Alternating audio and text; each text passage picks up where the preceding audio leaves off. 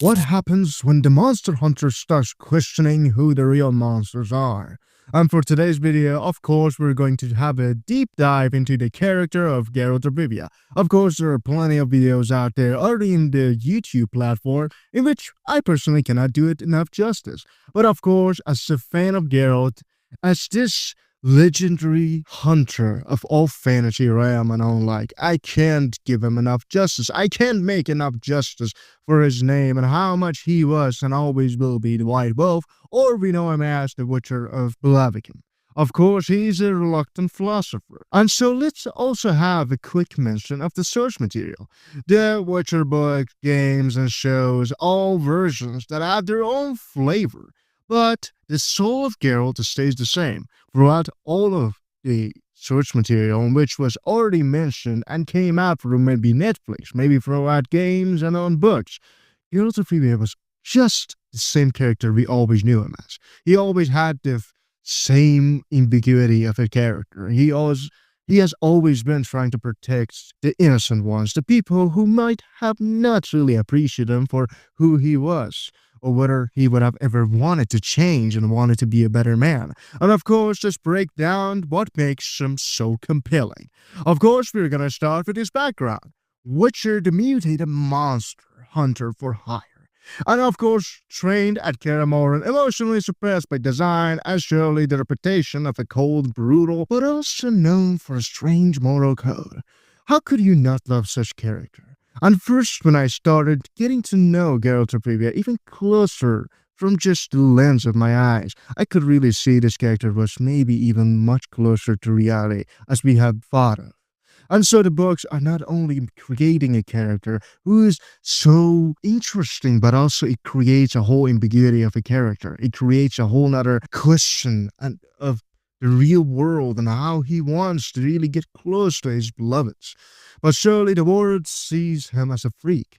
He is called by many names, and he is also divided of all emotion because of the mutations and what they have taken away from him. As surely as he was designed to be this cold-blooded murderer, everybody know him as he just has to kill every monster right in front of him. Not many people would even give him the chance to become this one character. This character in which we know him closer and closer as me and you, we go into the games or into the books and we see this character developing much more and more. I think you guys have been interested in knowing why did I not mention the show that much, the Netflix show? Well, of course, it's not the best source material. If you want to start getting to know this character, surely you wouldn't start with this, but it's a good alternative if you have no access to both of those. But surely we are going to see the key traits and arcs of this character.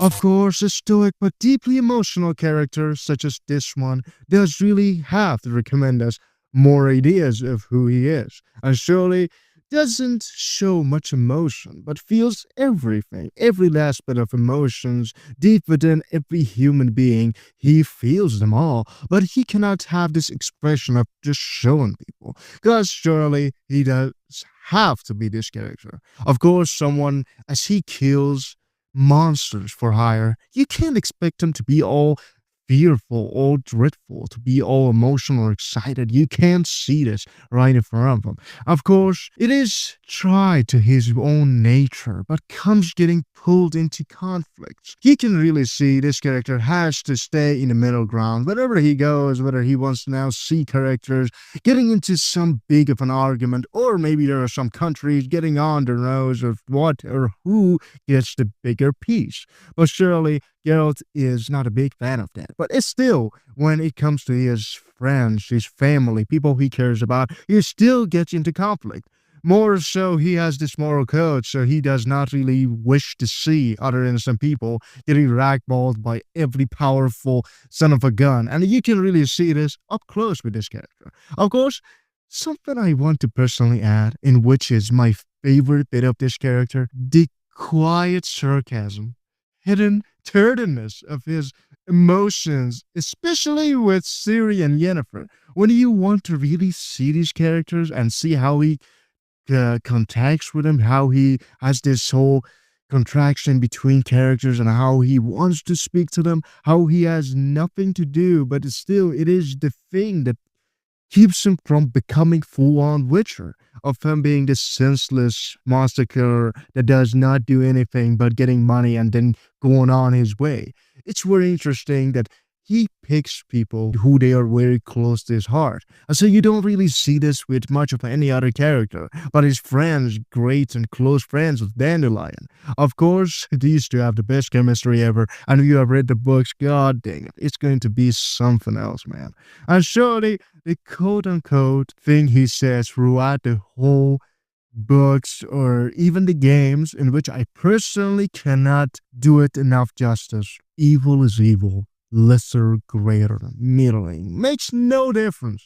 And surely with hearing this one, I was all with like, God, how is this character so compelling? How is he so close to heart and really interesting? I mean, when you get to really see him and deep dive into his character and who he really is, he's not the cold-blooded murderer as we might have guessed he is. Of course, he does look intimidating. Of course, the short skills and with how much charm is underneath that freaky face. Of course, many people love him for that. Of course, Jennifer just fell for this man, and who knows, maybe some other women did as well. Who knows? Who knows? And the thing that makes him so much more interesting is morality versus neutrality. Claims neutrality, but constantly makes hard moral choices.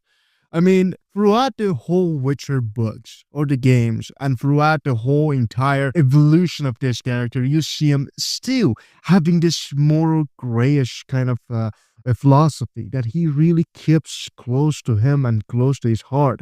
You can't really separate these two things from each other because at times he does really protect what is right. He stands for what is right. But sometimes when it's not needed and when it's deserved, well, he stays neutral. And it's very interesting of how close to real life this is. And he's no like other character from every other game, which makes the best decision. Doesn't matter what happens, doesn't matter who gets killed, who gets robbed of their freedom or whatever.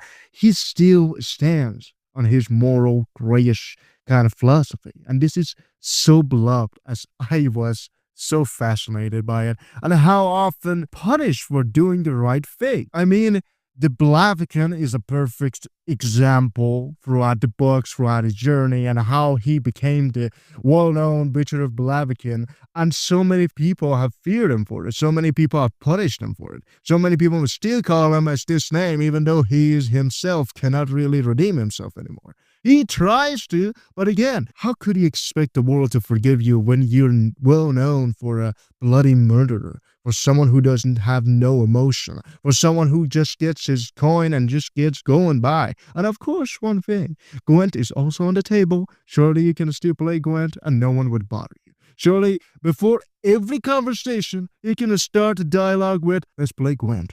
And this is the best bit of this whole character. One thing I also noticed from this character, and which really kept me going up, really wanting to get to know every character, every history, every background of these characters since I started with the games originally. So, the father figure to Ciri. First when I heard this, first when I get introduced to these characters, I was very far-fetched from what does any of this mean. I mean, it's not his daughter, not the biological daughter of his, but still he loves her so much, so deeply. He cares for her.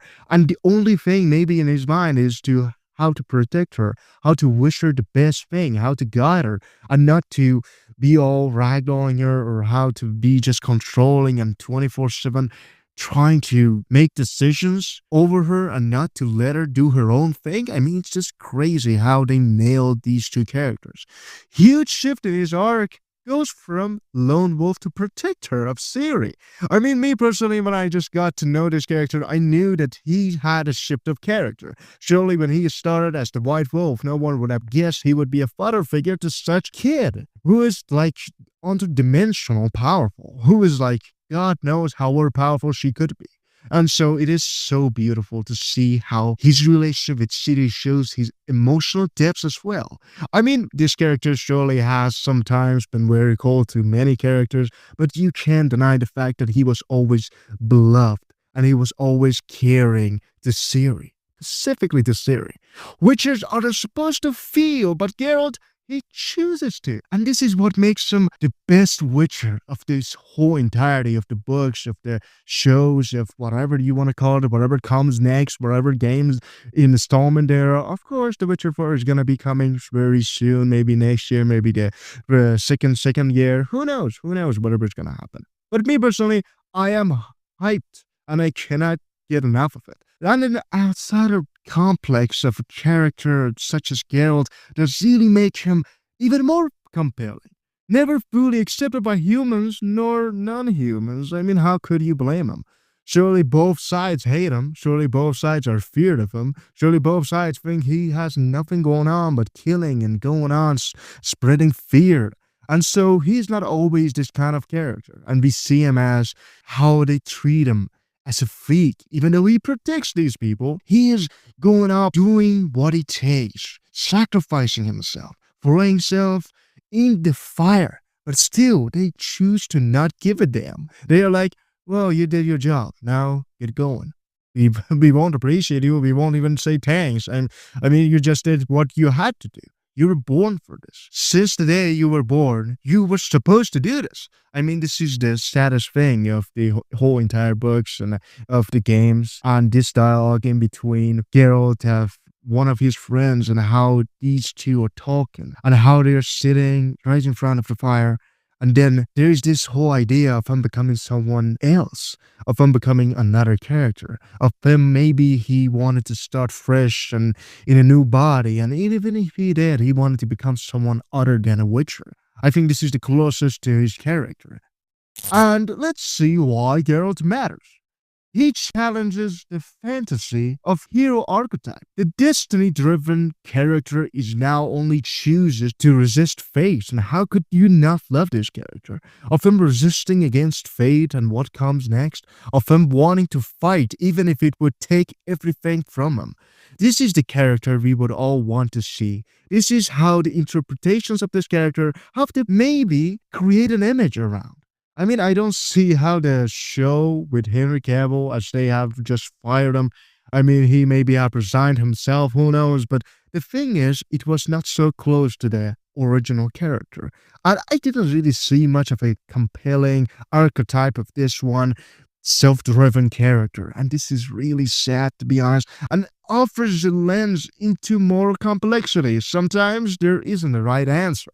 The thing is, in this one world, in this one big of a world of The Witcher, there is no right answer. You can't always get to the right answer for everybody to survive, to everybody to have a happy ending. Even one of the three main endings of The Witcher 3 Wild Hunt was that Ciri became the emperor. She was now the ruler of the Northern Realm. And so as I got to personally see how she was not really the one to choose this path for herself, I get why this was the second to best ending in the game, because of course he or she had to now make the choice. And this is not about fate. It is not about something you had to do your entire life. It's about choosing what path you want to take, what fate you are willing to accept. And this is the most beautiful of all archetypes and of all character-driven stories. And God, it's amazing. And his strength isn't just physical, it's emotional endurance in brutal world. As he is always taken down, as he is always talked down like a dog, as he has always thrown into the streets, as he is never accepted into community, into family. But as he grows and grows, as he figures things out, as he finds the love of his life, Yennefer, as he has a daughter for himself only. He has a daughter to take care of. And now with all this, with many of his friends, with many of people he have now protected and helped, of course, he's going to be this legendary Witcher of all this fantasy realm. And for me, I can never get enough of him. And you sure can't. And of course, in a world of monsters, sometimes the most human character is the one we're told isn't. Geralt of Rivia. He himself, Geralt, he is now not a monster. He never been. In a world in which we are believed to always have monsters and non-monsters, to have humans and to have elves, to have many different races of characters and the background of which they come from, and how there are maybe some things that cannot never be accepted. We see that he is never the monster. We see him that he is the most human of all characters in this one world. And how could you really not give him a chance to want to bring back what is once lost? And well, thank you so much guys for hearing today's video, and surely it was a wild ride, as the Wild Hunt puts it, and surely we had many ideas, many compelling stories, whether Geralt of Rivia was really the legendary Witcher Neomass. And surely if you have any other opinions, any other feedbacks, just tell me, drop it down in the comments below, and surely we're gonna have even better videos upcoming in the next week. Stay tuned and subscribe to me if you want to. Never force you to do so. Till the next time, see ya.